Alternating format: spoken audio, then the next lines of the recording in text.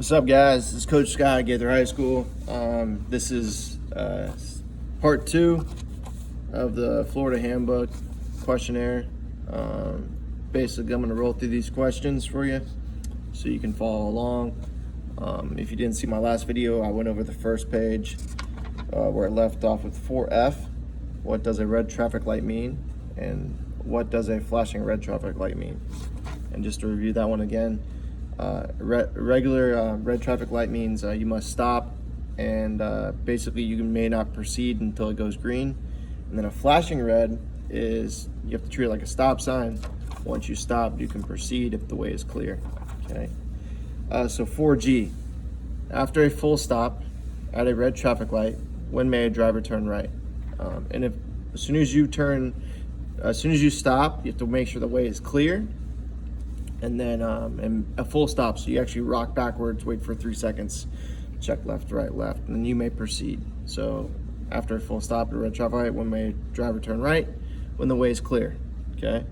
4H, what does a green arrow showing at the same time as a red traffic light mean? And this means that you can go in the direction of the arrow. Most of the time, you're going to see a right-hand arrow pointing. So, and it's green, that means you don't have to stop. You can actually follow that arrow. What does a flashing yellow light mean? Flashing yellow light is basically a cautionary thing, saying, hey, look, beware, there might be a school, there might be some type of activity going on. It's just a warning you. Okay, so a flashing yellow light is a warning. 4J, if you are approaching a railroad crossing that does not have gates, lights, and you see a train coming, what should you do? Well, obviously you need to stop, look and listen, and make sure you don't, end up going in the tracks or in the way of a vehicle. That means of the train. So don't proceed. What happens to the force of impact when you double your speed and then when you triple your speed? The force of impact is greater than 3 times, then 9 times. Okay, so double 3 times, and then triples it's 9 times. Unless otherwise posted, what is the speed limit for cars in a residential area? If you're not sure what a residential area is, and this is 5B, it's like a neighborhood. And if it's not posted, it's always going to be 30 if it's not posted. So if you're not sure, it's always 30. Okay, what's the maximum speed limit on a limited access highway? This is 5B. All right, so the maximum, what's the maximum speed, basically, is going to be 70. All right, 5D. Can you be issued a citation for driving too slowly? And yes, you can be. 5E. What are the steps for making a smooth stop? Basically, 10 and 2 on the wheel, foot on the brake, and just firmly push down. All right. 5F. What is the arm signal for a left turn, a right turn, and slow down? So I'm going to show you. So if you're outside your window, okay, so this is this way. So a left turn is straight out. A right turn is straight up, and slow down and stop is down. All right? Hopefully you can see that. 5G, how long should you signal before making a left or right turn? 100 feet. Always 100 feet. 5H, when can you use a 3-point turn, and where should you never make a 3-point turn? So when can you use it? Anywhere to where you got to turn around. Like middle of the neighborhood, anywhere where you can't make a U-turn, okay, because the area is not big enough. And then you should never do this in an intersection.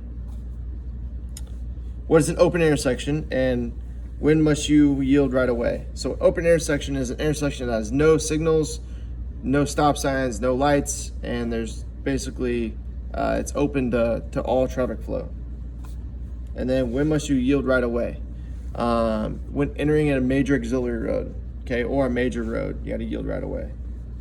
5J, when may you drive in the left lane of the road with 2 lanes or with 4 lanes? Okay, so left lane of the road with 2 lanes when you're passing, and then with 4 lanes also when you're passing, but it's going to be continuous traffic. 5K, what does it mean if you see red reflectors on the lane facing you? Okay, so if you see red reflectors on the floor, it means you're in the wrong direction.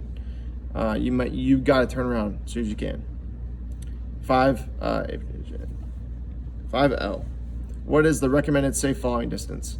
3 to 4 seconds, and that's 1 Mississippi, 2 Mississippi, 3 Mississippi, 4. And then following distance, if you have a fixated point like a tree and a car goes by it and you're behind that car, make sure you count in your head by the time you get to that tree.